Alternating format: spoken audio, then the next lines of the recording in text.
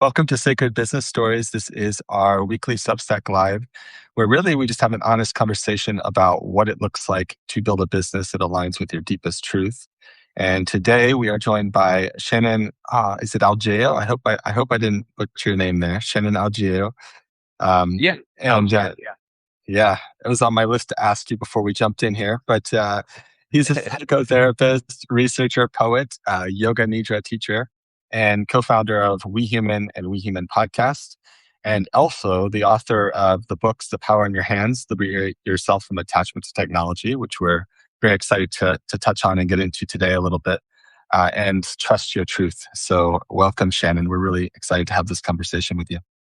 Oh, thank you so much. It's so great to be here with both of you. Thank you for welcoming me onto Sacred Business Flow and getting to have a real conversation in real time and see your faces. I'm so grateful to be here and to be connecting with those who are watching. Yes, thank you so much for your time and thank you everyone for joining. So if you have any questions, please post it in the chat so we can, bring the questions into our conversation. And just to begin our conversation here, I like to remind ourselves, our guests, and then the people listening to us why we do Sacred Business Stories. And it's purely for inspiration.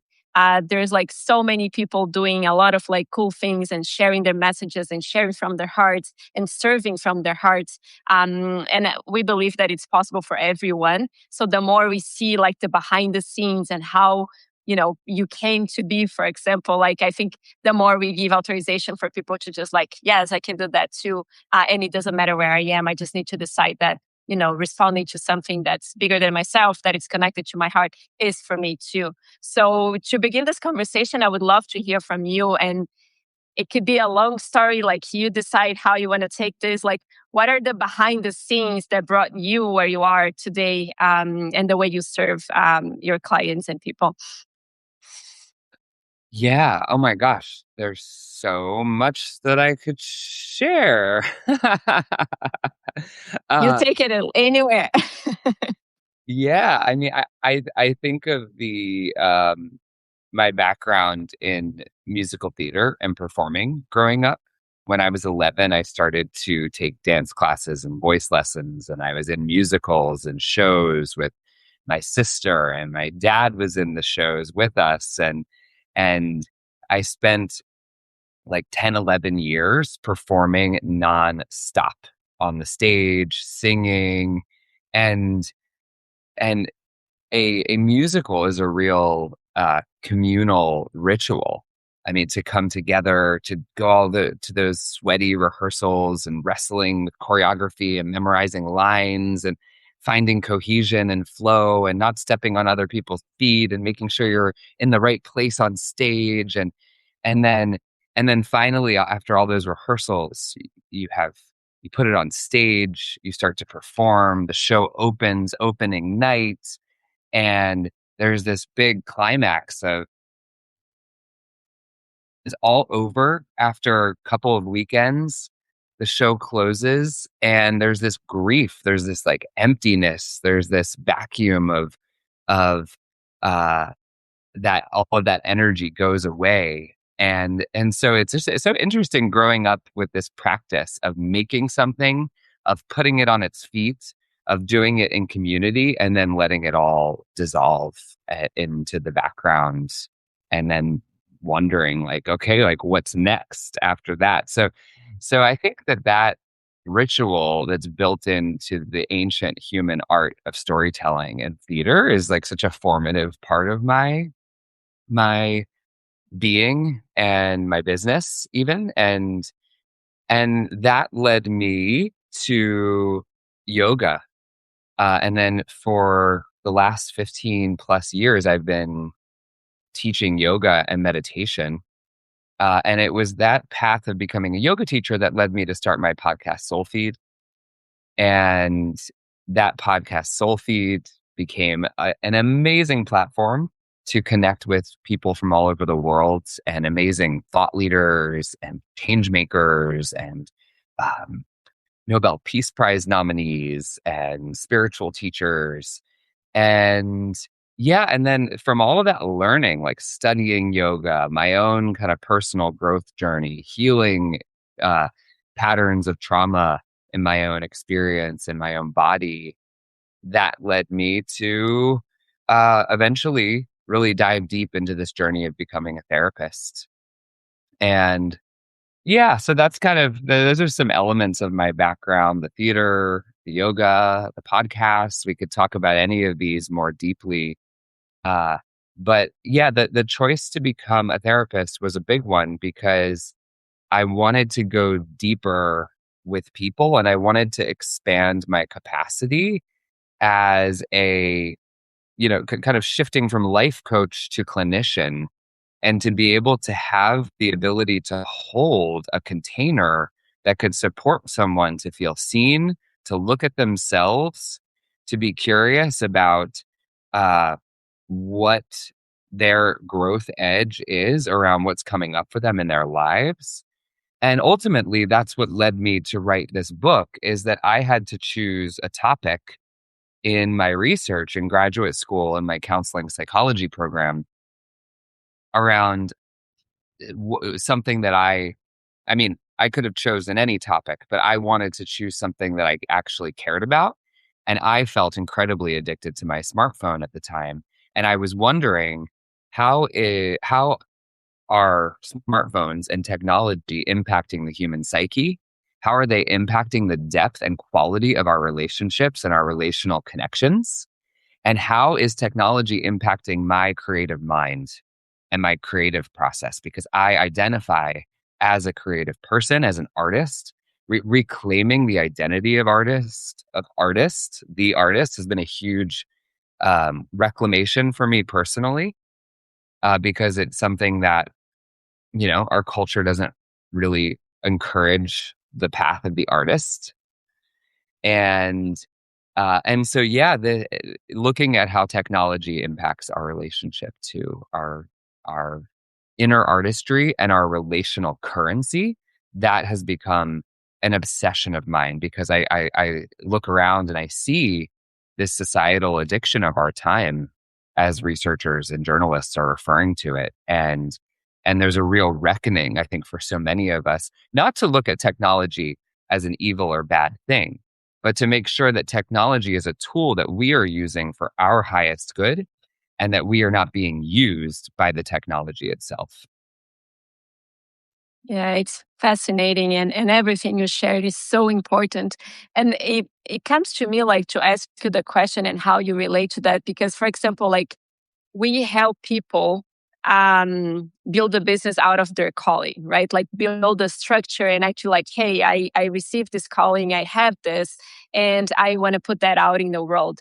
And I see with our clients and people that we talk about how hard it is to use technology to actually benefit them, and how it is distracting people from actually their ability to listen to themselves, because the noise is so loud when you just get your phone and you could get any answer and you could see anything, and then you compare yourself to like 100 other people doing different stuff that it's not like it's nonstop. It's not, before we had to like kind of open the computer. Now we were talking this morning, like we have the phones on the pocket, like any time you just get it, and it's a distraction. So I see how it's creating a distance between us and our inner knowing. And if you could just share your perspective on it, I would love to hear. Yes, I mean, it is creating a distance between us and our inner knowing. And that, neuroscience shows that we have three brains. We have an embodied brain. We have the cognitive brain in this between the ears. We have a brain in our heart, and we have a brain in our gut.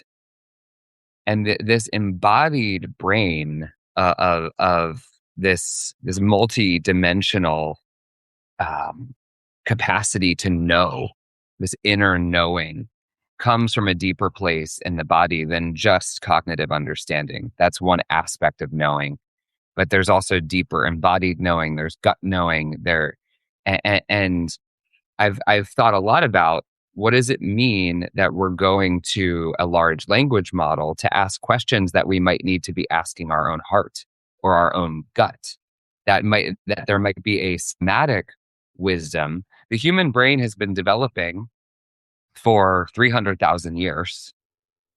And that in that evolution, our brains have learned, because we are wildly social creatures. We need each other. We are interconnected beyond understanding.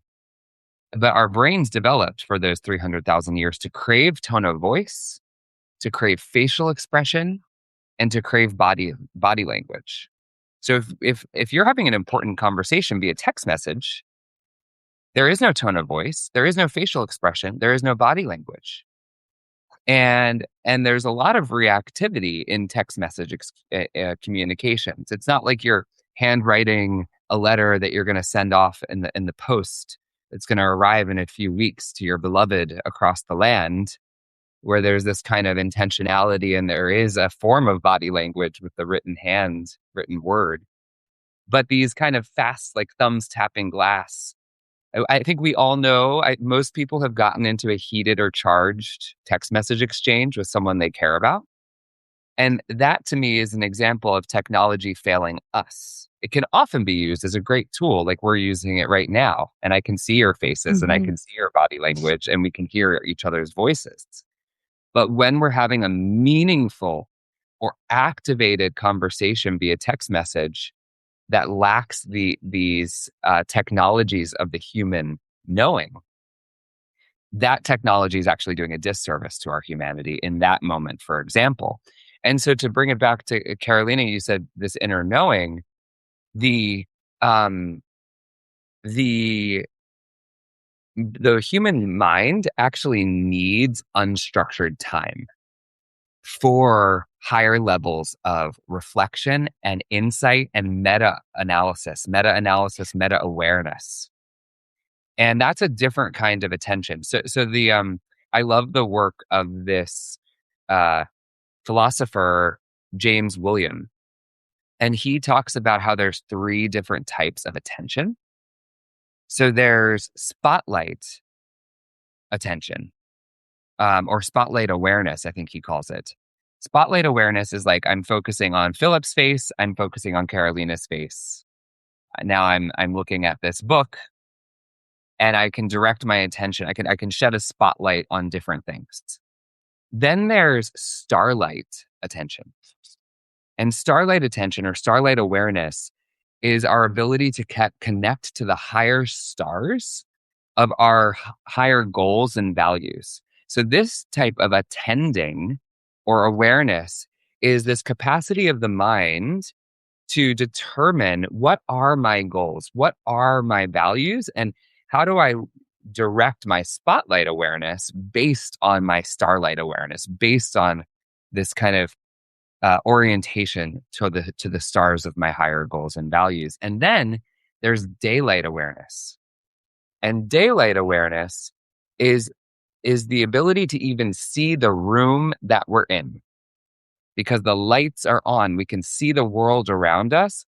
And this is our ability to have metacognition, insight, to make meaningful connections.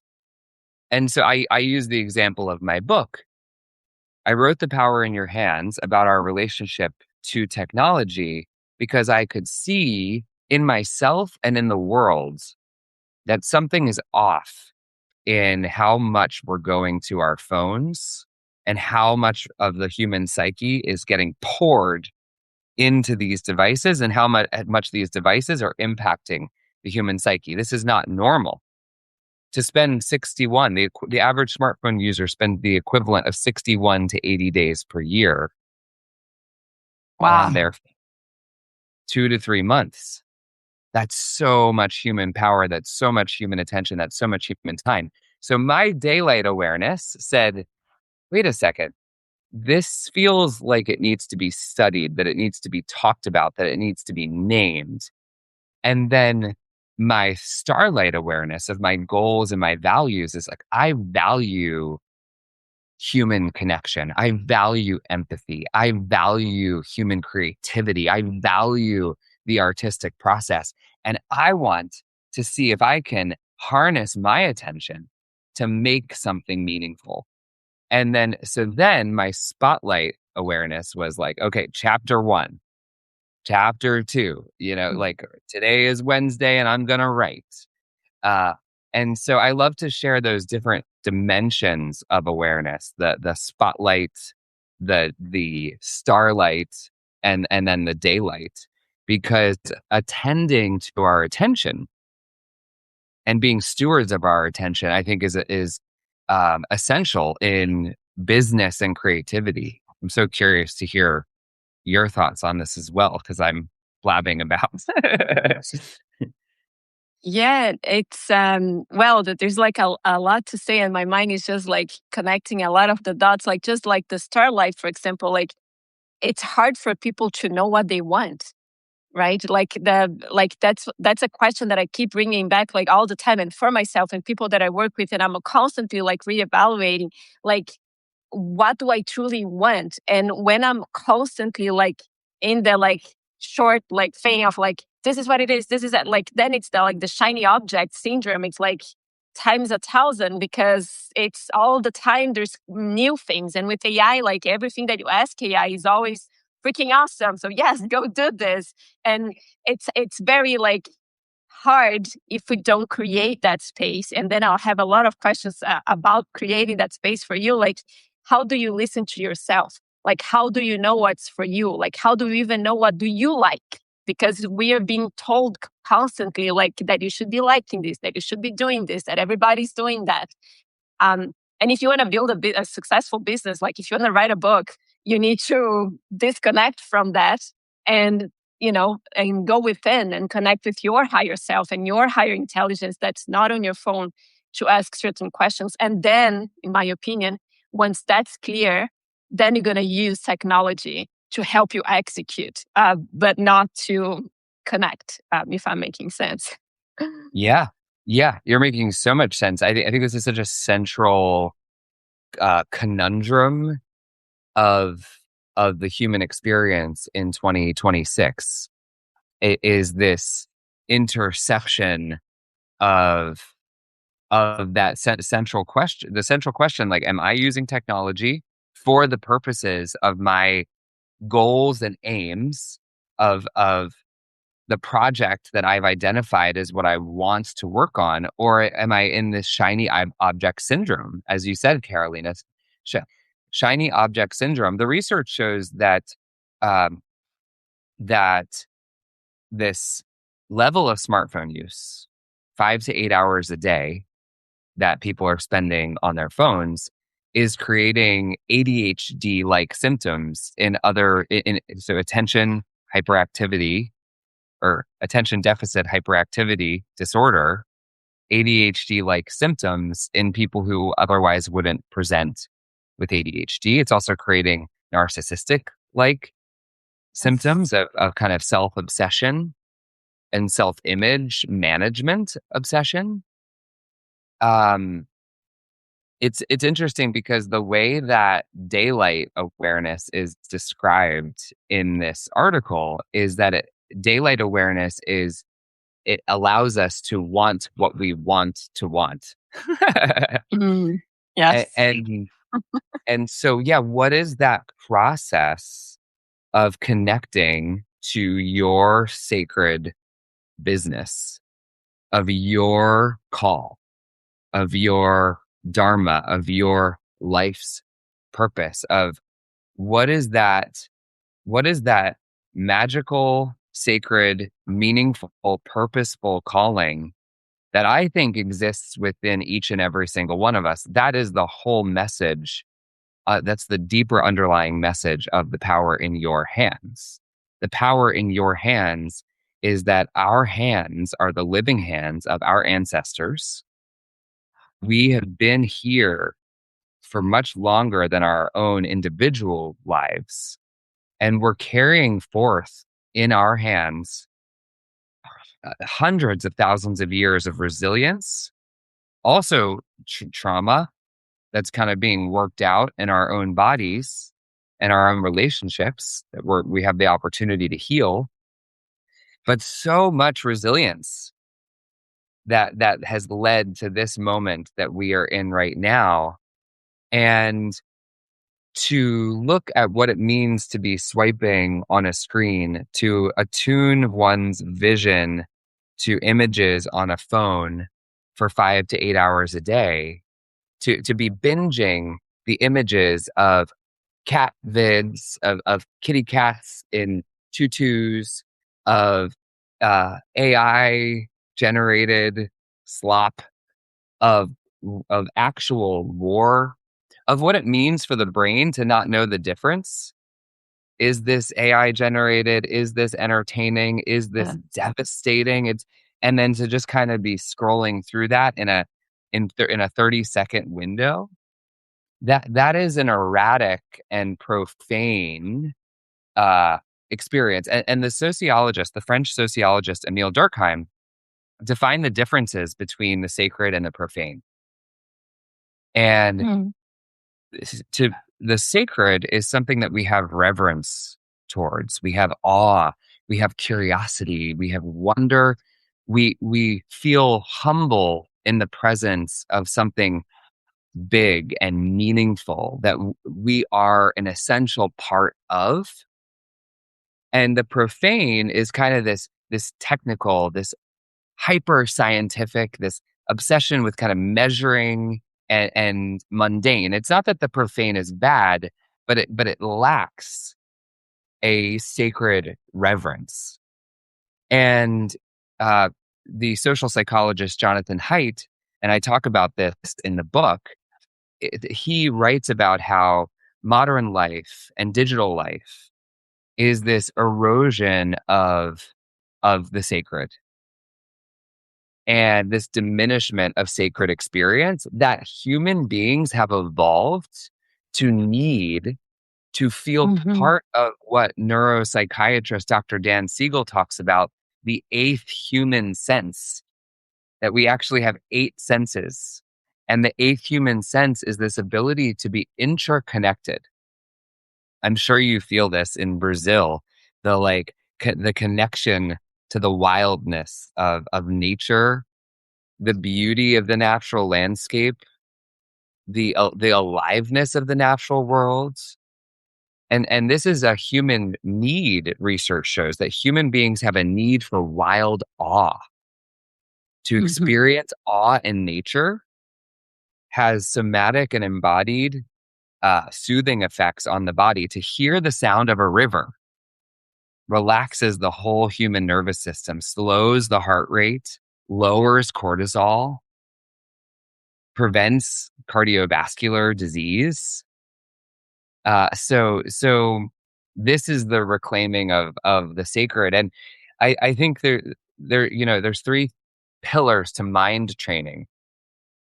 One is focused attention. So do we have the ability to focus our attention on that which we want to focus our attention on? The kind of the opposite of shiny object syndrome.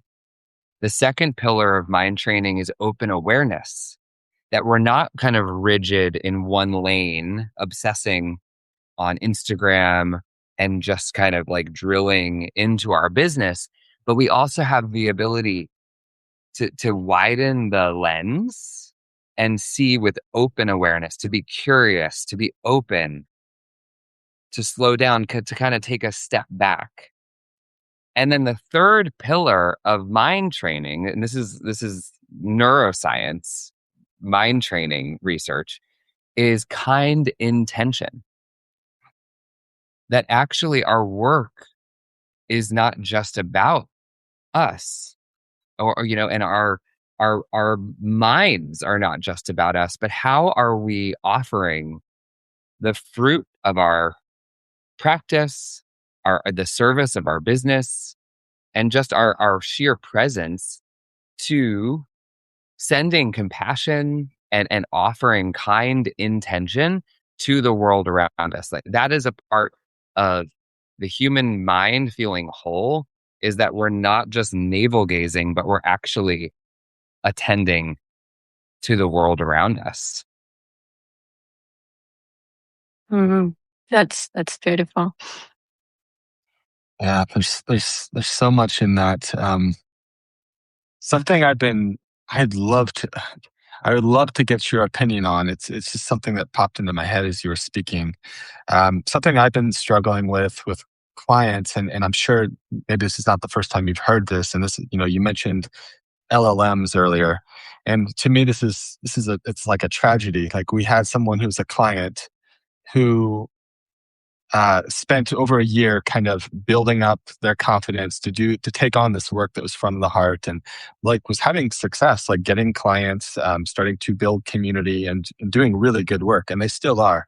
But during a moment of kind of doubt, and I've seen this with many people, they went to AI and said, "Hey, like I'm struggling. Can I make money doing this thing that I'm trying to do?" And I don't know exactly how it was prompted. And I believe we bring so much of our own kind of mind to that process. But it basically came back and said, no, you should not be doing this. If your goal is to make money, this is not a way to have a secure livelihood. Consider something else, essentially. And so then I went back and said, hey, it's a little bit of this seek and so you shall find. And let me show you how easy it is for me to prompt back and get the exact opposite answer and say, and show you how it says, hey, actually, you could make 150,000 plus dollars per year doing this and beyond. And I just see that to me, the tragedy of this is that seeing how quickly people are collapsing under the kind of authority or that belief of that AI holds the answers, when life has actually been showing this individual and other people I've talked to the signs that this is for them, right? That they're serving in a beautiful way. They have been actually getting resourced through the work. They've been making meaningful change in others. And yeah, I know it's a little bit of a departure from where we were just speaking, but I'm just really curious to hear your perspective on this. We had another person the other day who has been building a beautiful community here on Substack and getting traction, but in a moment of weakness or something happened where they were feeling a little bit insecure, they asked that question to AI, and it's like, well, the problem is you're actually building your audience on Substack. You should be on LinkedIn. And it's just fascinating to see how far that can throw people off their center when they're doing all this, work to kind of build up their belief structures of what's possible for them. And yeah, I'm just curious how you see that from your lens. Oh my gosh, I have goosebumps right now. I think I'm just thinking about how in recovery communities and 12-step programs, there is a surrendering to a higher power, which is essentially the same thing as what Dr. Dan Siegel talks about as intra-connection, that we acknowledge that we are part of a greater whole, and that we are not the whole. We are not the whole. we're part of a whole. And the reason I bring this up is that, and I share this in The Power in Your Hands. Nikki Myers, who's this incredible teacher, and she's the founder of the Yoga of 12-Step Recovery. She combines yoga and 12-step program. She defines addiction as the disease of the lost self. And Nikki says, anytime I reach outside of myself for something that can only be sourced from the inside, I risk forming an addictive relationship with whatever that thing is. And the reason I'm bringing in this definition of addiction, the disease of the lost self, is I think that we are programmed to seek connection to a greater whole. And for some people, that looks like a relationship with religion or God or spiritual practice or meaning and purpose or business. There are so many ways that we reach for guidance, right? You can even think of this simple in like the way that a child looks at their parents or caregivers as a god, as a you are my whole life. I need you. I am attached to you. I look to you to feel seen and soothed and safe and secure. And that is the work of this book, The Power in Your Hands, is I found this attachment research that links compulsive smartphone use to insecure attachment styles. And the reason I'm answering your question, Philip, this way is that I think we are looking outside of ourselves to a higher power like figure to see us, to soothe us, to make us feel safe so that we feel secure.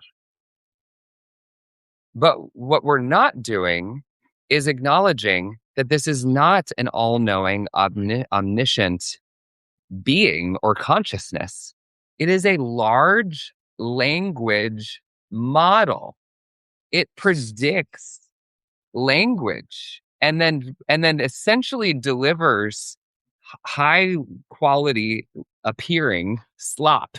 It could say anything, and it says it in a convincing way.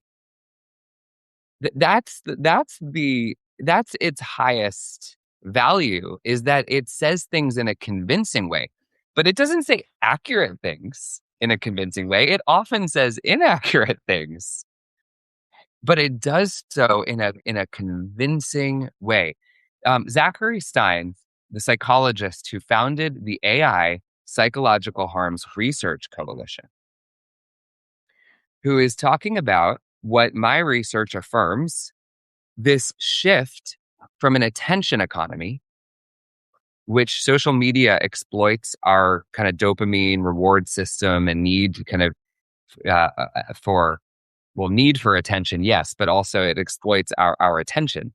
He's talking about a shift from the attention economy to the attachment economy, where AI companies and large language models are actually exploiting the vulnerability of our human attachment system, which is like, if I feel insecure and I don't know what I should do, and I live in a society that has eroded the fabric of the human connection system, where I don't go to my neighbor for eggs anymore. I mean, me and my housemate, we trade eggs and bananas all the time. So I do work, I do kind of resist this impulse. But secure attachment isn't just, with your romantic partner. Secure attachment expands to how we relate to our communities, how we feel seen and soothed and safe in our world, in our worlds, in our relationships. And so if we don't have the strength of a human attachment system, a communal safety system built around us, then we are more vulnerable to go to to go to Burger King or McDonald's. It's the fast food of this. It's a simulation of connection, but it lacks the nutrition of embodiment, of the human voice, of the facial expressions, of the real caring. AI can simulate an experience in which I might feel like, oh, I'm cared about, but there's no one caring. And that like sometimes I'm just like, we can't actually replace. It's insane. Yeah, this is like fascinating, right? Because I'm thinking back to this conversation, and it's interesting what you're saying, because I'm very aware that in kind of a pre-AI and still today in a coaching or consulting relationship, often people will try to outsource their inner knowing onto this person who supposedly has better understanding of said topic, right? And so then, and that's kind of what I was trying to articulate to this client. I said also, and when I was just demonstrating, when I showed the example of my response or my conversation with AI, I was saying, just to be clear, my opinion here or my way is also not the right way. I'm just demonstrating this to show you that what you're seeing is just one possibility. But here, at least there's a caring human, but what I was trying to do was point him back to himself. I was like, you hold the answer and only you know. But the danger I see is that, at least if you're working with someone who cares, I felt a responsibility to point him back to himself. The AI doesn't hold that. In fact, the AI, as you said, will continue to just defend its position and tell you with like absolute belief, or articulate it as if it's absolute truth. And that's the part that I find the most scary about that whole scenario. Yeah, yes, it's totally. And in psychology and in the developing mind, our task is to develop ego structure and ego strength. And this isn't like ego structure and ego strength in the sense of I have like a big ego. It's actually about developing a toned, right-sized ego. So I need an ego to have a Shannon who can be here with Philip and Carolina. And and that having ego strength actually allows me to receive feedback and test it against my own inner knowing, because I have a cohesive core sense of self with a capital S that has an I intact. If someone doesn't have ego strength, then they will likely kind of like dart in one of two directions. One could be this kind of narcissistic, like inflated. It's not really an inflated ego. It's more of a compensation of I need to feel big by kind of controlling other people's perception of me, of making other people wrong, of kind of like outsourcing my sense of self through grandiose means of acquiring all sorts of ego stroking type identities. On the other hand, someone might go towards a shrinking of, and this is more of a depressive kind of personality type of like, well, who am I? I don't matter.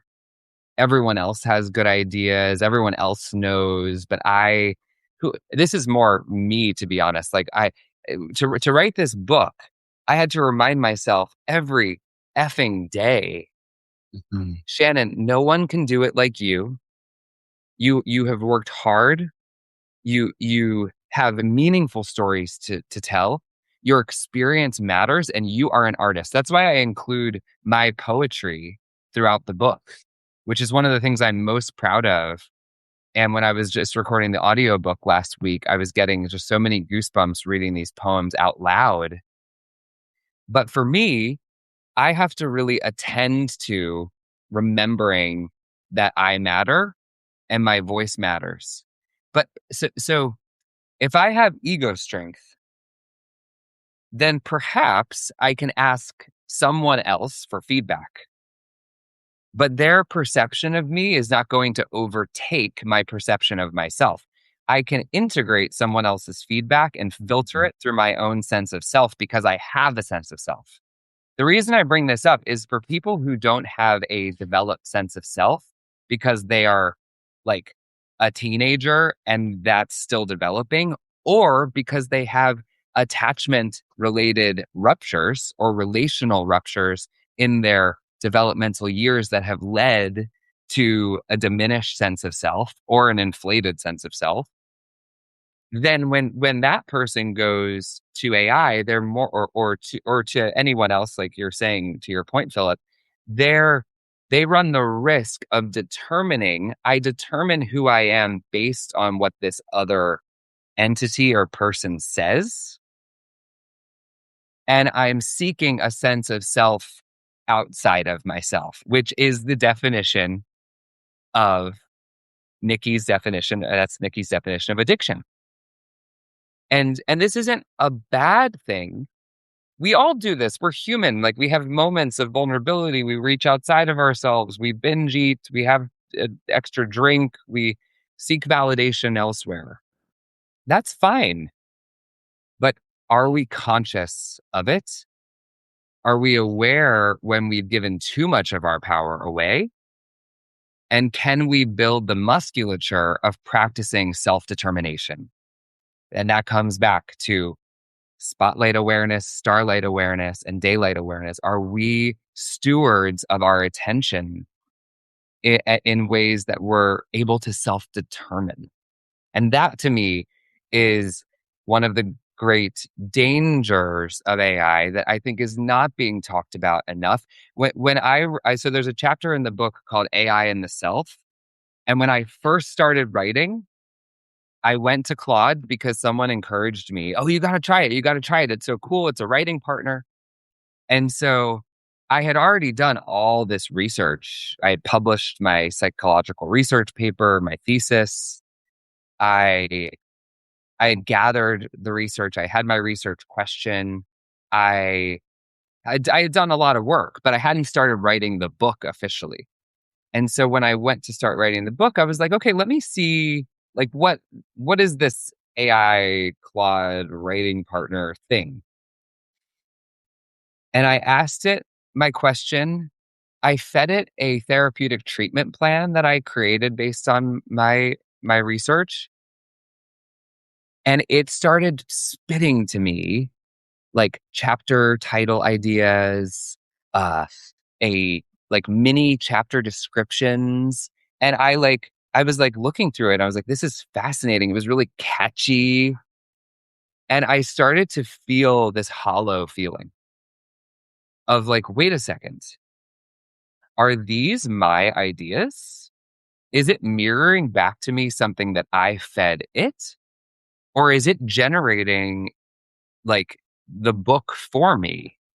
And that was a big moment for me because I was like, no effing way. The buck stops here. I'm drawing my line in the sand because I am a writer. I love to write.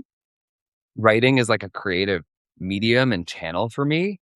And I wanted to know that I wrote this book. I wanted to like be able to hold this in my hands and say to you that I wrote this. Because to me, that satisfaction is something that the artist gets to carry. And it doesn't matter what other people think. Like, I know that I wrote this. And I didn't want that to be taken away from me. And so I share in the very opening of the book, this book was written by me, without AI.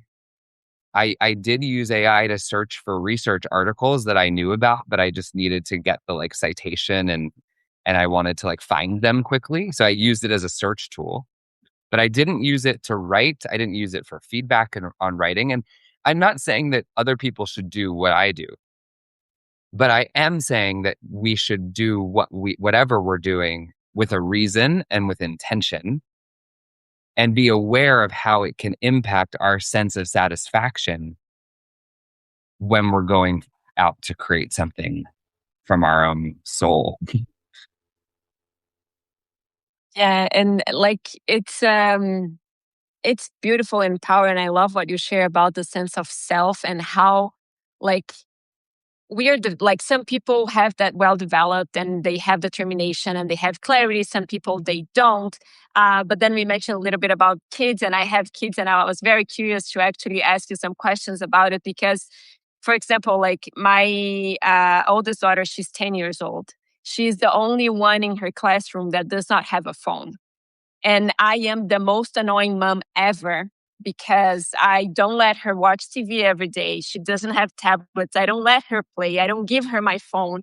And I'm full of restrictions, but I don't believe, and I study like, human development, and I have my own experiences. And like, she doesn't have the sense of self fully developed to actually judge what's coming so crazily from technology, from an iPhone, from Instagram, that I can let her just be there, right?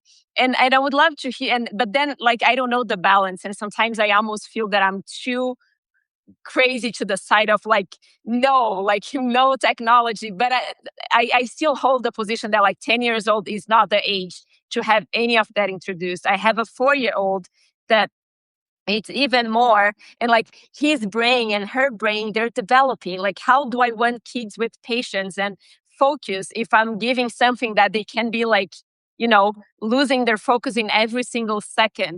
So I don't know the introduction of that in their lives. I don't know if I'm right or I'm wrong. I'm just trying to build like a healthy way for them so they can have a sense of self first. They can be in their core, and then from that space, they would choose eventually how to use it. But I would love to hear your perspective, because I think we are losing our kids for that, like in a very sad way. It's depressing to see 1 year old, 2 years old, like with their face on the screen, while their parents are eating and having beautiful conversations, and they're just completely outside the situation, immersed in a world that does not even exist. That's a phone. So I would love to hear your opinion on that. Mm, mm. Yeah, well, I mean, you have such direct lived experience of this, being a parent and being in the throes of setting these boundaries for the young minds who you are developing their minds. The the developing mind develops through borrowing the executive functioning of and the nervous system of the caregiver. Mm-hmm. We co-regulate with the nervous systems of our caregivers. It's this very unconscious, embodied, somatic, like people reading capacity that we have. Without even thinking, we know the mood, the temperature, the anxiety, or the sense of relaxation and peace, especially when we are attached to our caregiver. So research shows, the psychological research shows that the teen mind, the developing mind of a child is with social media and with technology is all gas pedal with no brakes. So it's just like there's not a braking system. There's not that executive functioning of stop. And so the developing mind actually needs the boundary of the parents. They might be kicking and screaming if you take their device away, but they actually need you. The reason they're kicking and screaming is because that's an opportunity to regulate when this device is taken away. How do you take care of your body? How do you take care of that transition between worlds? Because the social psychologist Jonathan Haidt, who I write about aspects of his work throughout the book, he talks about how parents have overprotected their children in the real world, and they're overprotecting their children from the physical world, where children actually need to be going out and socializing with children and adults of different ages, and learning socialization, not through hanging out with their parents, but through actually going out in the wild and experiencing other people and other kids. And parents have been underprotecting their children in the digital world. And that has led to this erosion of the play-based childhood and this exponential amplification of a phone-based childhood. And in the book, if you saw me flipping around earlier, it was I was searching for this chapter, The Task of Adolescence. And in it, I include Jonathan Haidt's The Four New Norms for children, which is no smartphones before high school is number one. No social media before 16.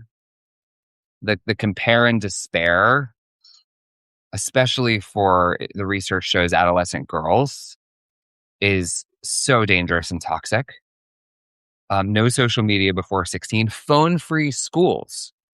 Because, Carolina, if you're the one making the choice to withhold device from your child, that is so hard for you.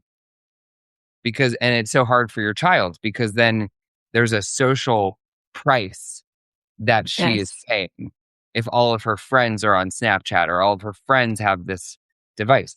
But if the whole school and all the parents do it together, then you're solving a collective action problem with collective action.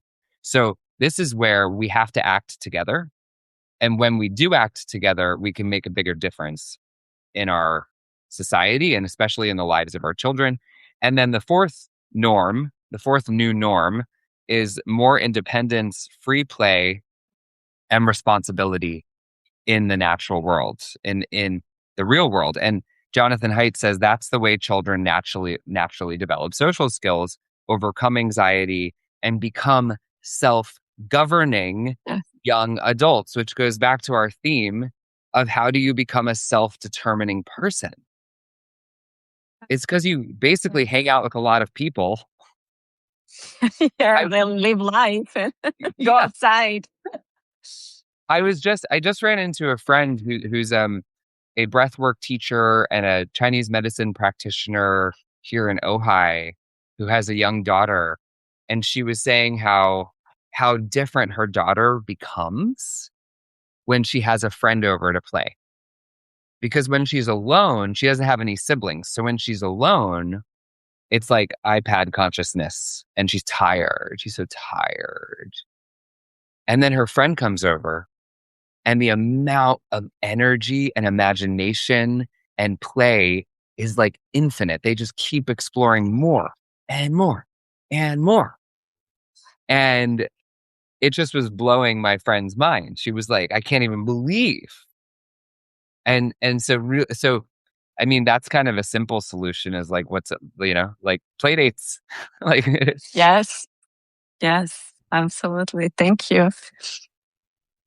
yeah. Cool. Well, I know we're almost up on time, and I want to respect that. But I'm going to try to squeeze one last question, just a quick 30-second answer. Like, one of the things that we see a lot with our people is that they really struggle with these boundaries for themselves around technology use, and they want to kind of. It's fun, we're here having this conversation. I think using technology in a fruitful way, so they want the benefits that technology affords them.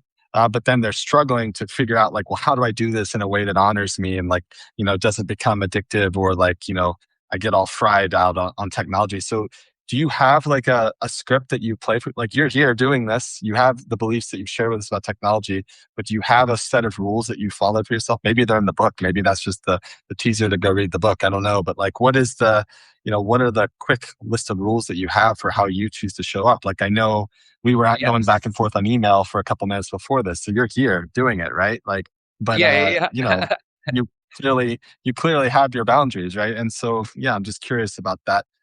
30 seconds. I know we got to go, but it'd be fascinating to hear. 30 seconds. Okay. Well, for the first part of the 30 seconds, I'll show you. This is my phone box. My iPhone stays in there off all day. And I'm on my laptop right now, and I use a phone called the Light Phone 3, which is a non-smartphone, has no internet, no apps, but it actually has everything you need. So that create. Not everyone can have a non-smartphone, so that's not my suggestion. You can have an iPhone too, but we need to create friction.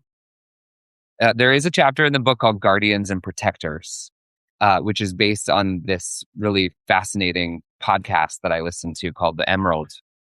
And it's about setting up friction as boundary, as protection, like friction.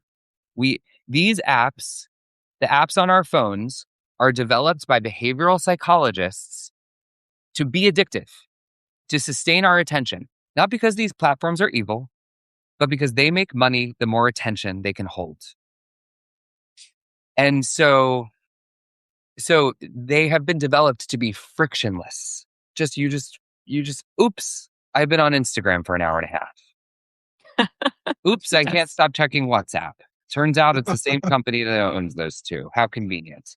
So we have to be the ones to create friction. App blockers, there's Brick, there's Opal, there's OneSec, there's Freedom. I talk about in the chapter Guardians and Protectors, not just about creating an app blocker, but creating a strict app blocker. The OneSec app has a strict block feature, which means I can't change it. I can't undo it.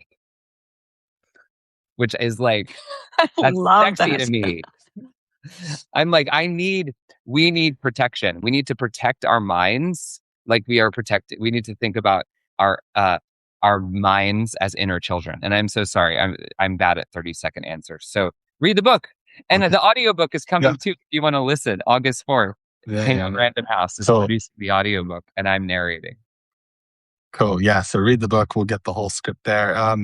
Yeah. So anyone you're here on Substack. If anyone's been curious if this conversation has touched something in them, what's the best way to engage more? Obviously, get the book. Are you publishing here regularly on Substack, or is there somewhere else that you would direct people to check out your work?